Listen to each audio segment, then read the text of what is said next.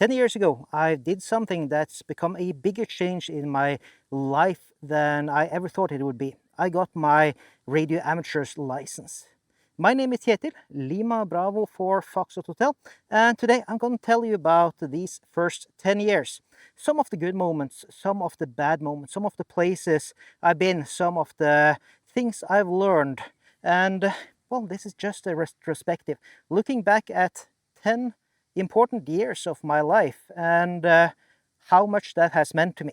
So let's start with the very origins of this, of where I got into radio. And that was way before I got my license. When I was a kid, my mother, she talked a lot about being a radio amateur. She was part of Lima Alpha 1 Kilo, the academic radio club up in Trondheim, which is the biggest university town in Norway. And she never got a license. She never managed the CV requirements. But she joined for a lot of the activities, for Jamboree on the air and for other radio activities. And I've heard so many stories about that growing up. And it's something that basically I always wanted to do. I also had a lot of fun with radio, non-licensed radio. Of course, I had PMR radios like others had. In Scouts, we had VHF or UHF radios or walkie-talkies for use on hikes. We rarely used them, but I remember it was so fun. And I also had an old Radio Net radio. For those who don't know, that's a receiver radio made in Norway, and basically I could listen to things. I could listen to shortwave stations across Europe. I could listen to weird signals that I couldn't understand, which probably was RTTY or other stuff. And for me, that was magical. That was when I was in my teens. And then I got into the internet. And as with so many others, I kind of changed my interests then. I went into gaming, did some programming, went to LAN parties. But I also started in something called ScoutLink, which is a chat network for scouts. We did Jamboree on the internet, but it was also there all year. And I believe in 2001, I was invited down to Denmark to visit the Jamboree on the internet, an air station down there, one of them, run by Oscar Zulu 1 Echo Delta Radio, which is the Danish radio amateur club. So I hopped on the bus down to Denmark, to Copenhagen, and had a lot of fun with that. And that's the first time I ever got to try being a radio amateur, or at least talking to somebody. I remember seeing SSTV coming in. I remember hearing voices through the radio, but I was mostly there for the internet part. And that was pretty much it for quite a long time, until maybe 15 years ago when I studied for my mechanical engineering degree. At my university college, we had a hackerspace, or we had an electronics club, as it was called at that time. And that had a old amateur radio in it and some other stuff. I was mostly into 3D printing at that time. I did some electronics, and I was actually president of the club, but I've never been an electronics expert, ever, and I never will be as well. I do doodle a bit, but that's just for the fun of it. But we had something called Project Skyrise, which was a weather balloon we wanted to launch. And one of the requirements was that we could track it. And that should be met by APRS. That's the way we decided to. So we got some help from some local hams, but I don't know what happened. Either the hardware was dead, or we bought the wrong thing, or whatever else. We never got this thing to work on APRS, so we could never launch, which is a shame. It would have been really cool to do it. And I still want to get into hunting weather balloons. I tried to see if I could get licensed at that time as well, but it was basically a too high load for me while I was studying. Mechanical engineering is very full of physics and mathematics already, so there was simply not enough room in my head to manage to do that. So I ended up waiting with that, postponing it. When I was done studying in 2015, something interesting had happened out in the North Sea, or 2014 to be specific. This was the major oil crisis of the 2010s, and basically everybody lost their jobs. Everybody was cutting jobs, and For me, who had studied mechanical engineering, specializing in offshore technology, I couldn't get a job, at least not easily. So I ended up getting one on the other side of the country, and I packed everything I had in my car and moved over there, where I designed car interiors for vans. Very, very different. So I had a few very nice trips over the mountains, and of course, when I moved over there to Karmøy, which the place is called, I had to get to know the place. I knew absolutely nobody. I didn't know the area. I could probably not even place it on a map before I moved there. So this was interesting, and on one of these drives around the area, I managed to find Lima Alpha Fort Charlie, the local radio club over there, and it's not really hard when you're driving there because they have some massive antennas. So I drove down there. I looked, of course, I knew what a radio amateur was, and then I saw a note on the door there saying, "Would you like to become a radio amateur? We're doing courses." And of course, the mental load had lowered quite a lot when I wasn't actively studying. So I decided to sign up for this. And in January 2016, this course started, run by two local hams, Knut and Sigurd. And they did a massive job on teaching us. I think we were like 6 or 7 people going through this. And I learned a lot. And in May, I had my exam, and on May 18th, I got my license, or I got like the approval from NCOM that, well, congratulations, you have a license. That was a huge day. And of course, I had prepared. I had bought this logbook. This is a paper logbook, and it's one of the very, very few paper logbooks I ever had. And this is in here at 1911. On that day, I had Oscar Lima 700 Carl, which is a special event station, and both I and I think 2 or 3 of the others that got a license from the course was there, and we ran this special event station. And then a few minutes later, I got Zulu 35 Alpha as my second QSO. This was fun to me, but it slowed down a bit. I did a few QSOs at the club station, but as quite a few others, I had quite a lot of mic fright. But I got some very good help there. And some of that was actually being cajoled into doing contests, because this station is really good for contesting. And that's a hugely efficient way of learning to read call signs and all of that. So that was really, really fun. One of the most important aspects of being a radio amateur is meeting the people. It is, of course, a technical hobby, but you also meet so many people here if you want to. And to me, this has led to some amazing things. For example, I've met my lovely fiancée Charlotte, Mike 0 Yarn or Lima Bravo 5 Quebec Kilo, through the European Ham Radio Show, where we have an amazingly good community. Lots of nice people chatting. And there are so many of these communities. There are so many people that offer of their time, both there and other places. People who share pictures, people you meet when you're out traveling, people you meet on conventions and all of that. Too many to mention. But it's just a huge thank you to everybody there. There are so many nice folks to meet out there if you want to. And if you don't want to, you don't really have to either. That's the lovely part of this hobby. One of the things I believe is really important here is spending time on elmering others. I've received so much knowledge from others that wanted to share, and I want to give back. This is something that's, of course, open for everybody if they want to do, and if they have the energy to do, and if they can do. But there are so many ways you can elmer and change things.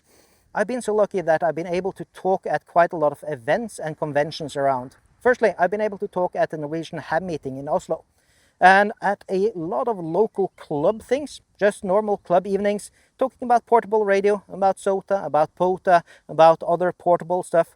And also last year I was allowed to talk at the RSGB convention over in the UK, where I talked about online elmering and how we make sure that we can elmer when things have changed into a modern age where things are online.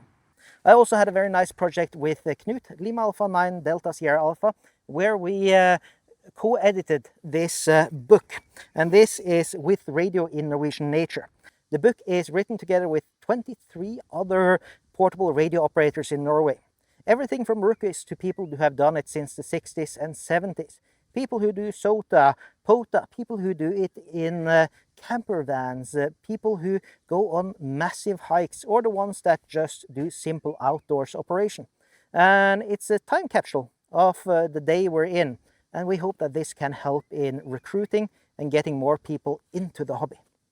So let's talk about something that's been really important for me throughout the years, and that is portable radio. And with that I mean portable radio programs, such as Summits on the Air, which was my first foray into doing portable radio. And this was hard. It was a harder start to it, and there will be another video on that on the 10-year anniversary of my first activation. So I'll go deeper into it then. But it's brought me to so many amazing places. Another thing with SOTA is that it brought back my love for being out in nature. Something I had when I was a kid, and which has always been there to some degree, but I hadn't been on many hikes. And SOTA really changed that. It brought me back into hiking, enjoying the outdoors and being a proper outdoorsy person. One thing that differentiates SOTA from every other program I've been in is that it's solely positive. There's hasn't been any negativity in the 10 years I've been doing it. Only nice people enjoying being outdoors, doing radio and having fun. And that's a thing that just keeps me coming back to it, because I thoroughly love that. Then I started going into worldwide Flora Fauna. That's before we had parks on the air in Norway. That just brought me out to so many other places that I never would have visited before. And I got to see so much nice nature. This is something that of course has continued with the parks on the air.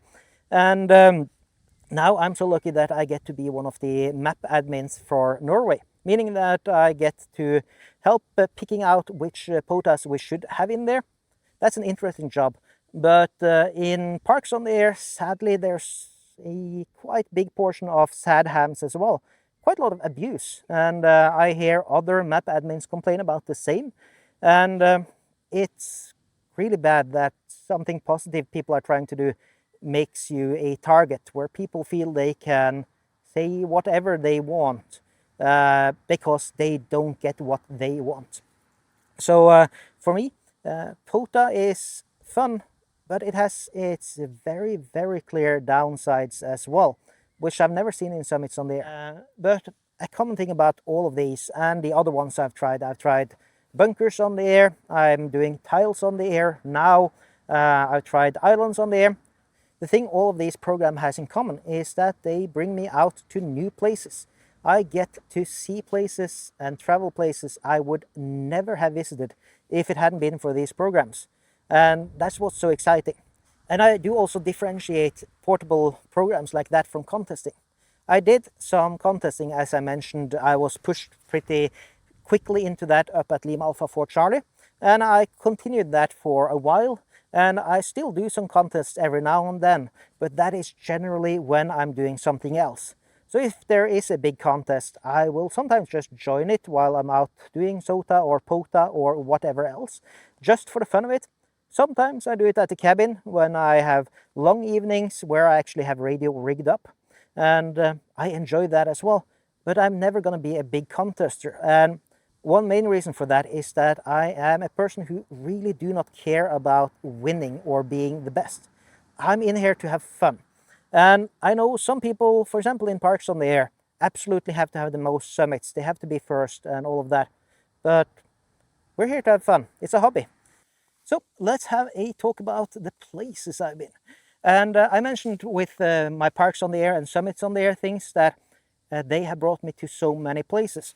And I'm very lucky. I live in this amazing nature. This is about 10-15 minutes drive from home. And behind me here, if it wasn't too cloudy, you would have seen quite a lot of SOTA references. And this, of course, has defined what I can do and so on. There's not that many easy SOTA hikes near me. There are some easy enough parks on the air references and so on, but mostly it requires some sort of effort. And it is lovely to get out there, to sit outside, do radio, and feel that you're actually a part of the world. As well as these beautiful mountains and valleys and lakes you see here, there are also beautiful beaches. There are moorlands, marshlands, there are forests. There are so many places to go and activate close to here and close to the cabin that I have a almost unending choice when it comes to what I want to do. But sometimes I want to go on some longer journeys, and I've actually done a few of them. I've done some where I didn't really know what I was doing. For example, I went to the Faeroe Islands. That was in 2016, just after I got licensed. And I really didn't know much about operating. I had a 2-meter with me, which I tried opening repeaters. Everybody who's been out traveling abroad knows that that is pretty much hopeless. But I did manage to get hold of one of the locals by email, and I got to visit their amazing club station in Tórshavn, which I got a few QSOs on. That was really nice. I actually also was on a SOTA summit, but I had no idea about it and I didn't have any equipment. So that remains unactivated for my part. The first years after I got my job was also the first years I had my own car. And with my newly rekindled love for camping and so on, I went on some really long drives through Norway and over the border to Sweden. I went camping, I went to SOTAs, I activated Fauna locations, and basically enjoyed being outdoors, enjoyed running radio. At that time, I mostly ran QRP. I did have a 100-watt radio as well, but that was a heavy piece of equipment. So that just joined me for a few early SOTA activations before I replaced it, just to save some weight up there. One of the most amazing places I went to on these trips was Galdhøpiggen, which is the highest SOTA summit and the highest summit, I believe, in Northern Europe. It's 2,469 meters high, and I don't think I'll ever go back there. But having been there, a place I thought I would never be able to go to, that was so amazing, and I managed to activate it as well.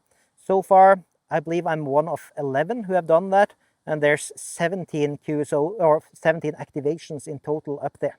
So it is a beautiful place to activate. And on these trips, I quite frequently stopped by and visited people. People I knew either from summits on the air or from Flora Fauna or both, or just from ham radio in general. And that's always been a nice thing to do when you're out traveling. Being invited home to somebody, getting a cup of coffee, chatting, or actually doing a joint activation with them. A few years later, I changed my game and I had gotten a bit tired of driving around in Norway, and I started going down the continent.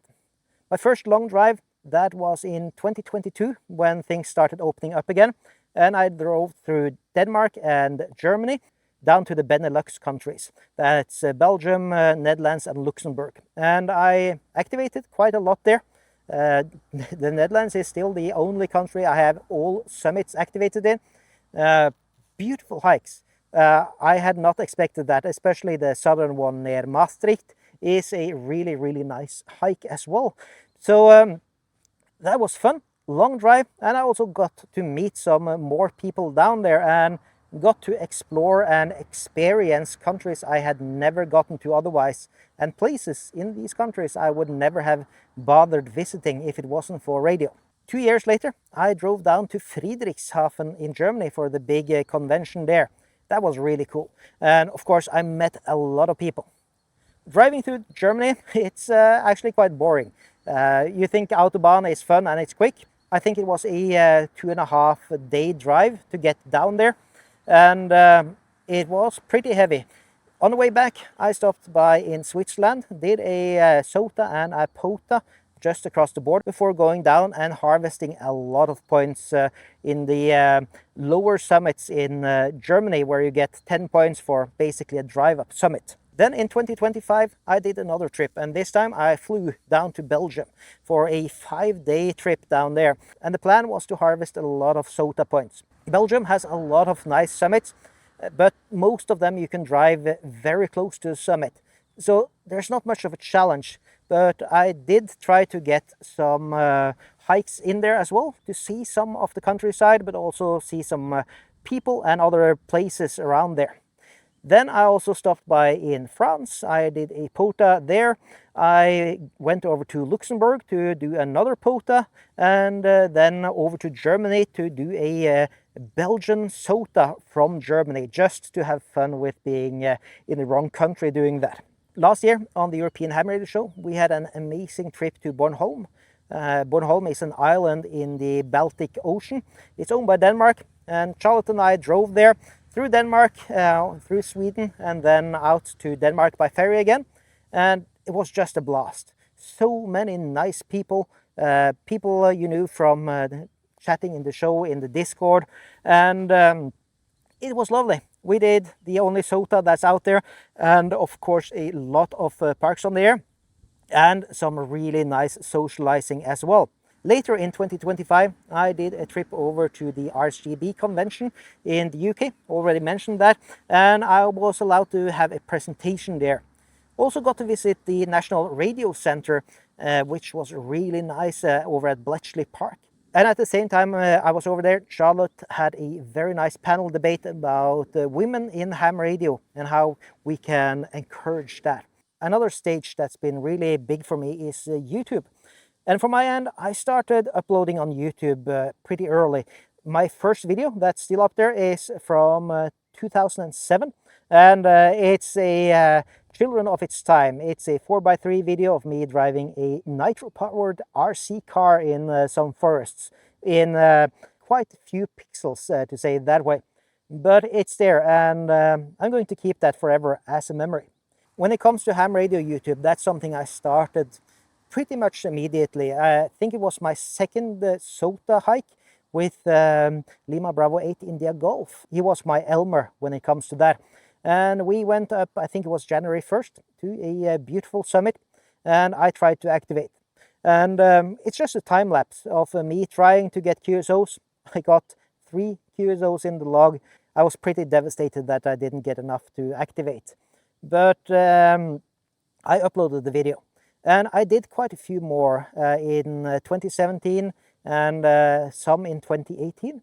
And then the sad hams attacked. And for my end, I remember this was in the NRRL Facebook group with some really, really negative just crap being thrown at me for making YouTube videos. And at that point, I was in a pretty bad state in my life, and I simply gave up on it until I believe it was 2022 when I got to meet Morten, Lima Bravo 0 Foxtrot India, who is doing a lot of YouTube, and he kind of rekindled my love for it. And I joined him on some streams, and those streams turned into what's now the European Ham Radio Show, where I'm one of the hosts, and we stream every Sunday at 20 CET or 20 European time.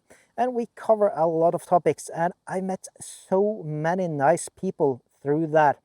And of course, I've done my other videos next to it. For me, making videos is something I've done a lot of my life. I had that first video on YouTube, but I started making videos in primary school with VCRs that we got to, and a camcorder we got to borrow from the school.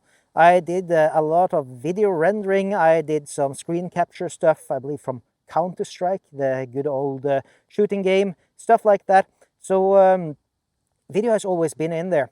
And for me, it's still in there to have fun. I'm doing this because I enjoy it, not because I want all the views or I want sponsorship deals or anything like that. I'm just here to have fun and to make content and to meet people, and some people I may even help through the videos I make here. So that's why I'm on YouTube, and that's why I'm going to keep being on here as well. At least as long as it's still a positive mood, and I do feel that that has changed quite a bit. Even though there are some sad hams every now and then, of course. It's on the internet. So let's look at something that has to be there in a retrospective video. Let's look at the QSO counts and some other fun stats. Firstly, for my main call sign, with both with and without portable, I have 26,590 QSOs as of today. So go back a week or so, it would be a few hundred less. 18,437 of those are on my main call, and 8,153 were as /portable. And /portable is something I don't use anymore. I will only use it if I'm in a contest that specifically requires it. Otherwise, I will only be my main call, and that leads to some confusion and so on, but it works. Then in summits on the air, as an activator, I have 662 points and 7,133 QSOs, 377 activations, and that's on 171 unique summits. So some of these I have activated many times. I believe the one I've activated the most times is over 30 activations or something. A really simple hike close to me. And I've activated in 10 associations. And I believe that is in 9 different countries. I think I've done 2 associations in Germany. In SOTA there are 2 big awards. It's the Mountain Goat, which of course I'm not close to getting after 10 years, and a Shack Sloth. And Shack Sloth is for 1,000 hunter points, and I do have 3,769 points with 881 QSOs, and 2,696 of those points are summit to summit, meaning that I've hunted them from a SOTA. I would guess that at least half of the others are from POTA or Flora Fauna references, and then the rest are just from random hunting. So that is really fun. So 588 of my QSOs, 100 QSOs are summit to summit. When it comes to why I don't have that many activator points, even though I have quite a lot of summits, is that these summits behind me, the ones you see there, that's a 1-pointer. It may look like it's pretty heavy, and it is, but you don't get many points, and that's an issue within SOTA. Basically, it's just locked to elevation, absolute elevation, and it doesn't care how hard it is to get there. So the majority of the summits, like within an hour's drive from where I live, are 1-pointers, but they may take 2 or 3 hours to climb up there. Then let's look at parks on the air. And one important thing to remember here is that the numbers in POTA are not good for statistics. So I have 683 activations, where 590 have been successful. But in POTA you can activate multiple parks at the same time. In Norway we don't have many 2-fers or 3-fers or whatever else, so it's not easy to stack the numbers, but there are quite a few of these that are at least 2-fers. But that means that the accurate numbers of activations would probably be maybe 300-400 or something like that. I've been in 201 parks, where 198 have been successful activations. So there are a few parks where I haven't been able to activate. And some of these are pretty far from home as well, so that's really annoying. But you can always go back and try to activate again. So that was my look back at the first decade of being a radio amateur. And it's been a journey. I've learned a lot. I've met a huge amount of people. I've had fun.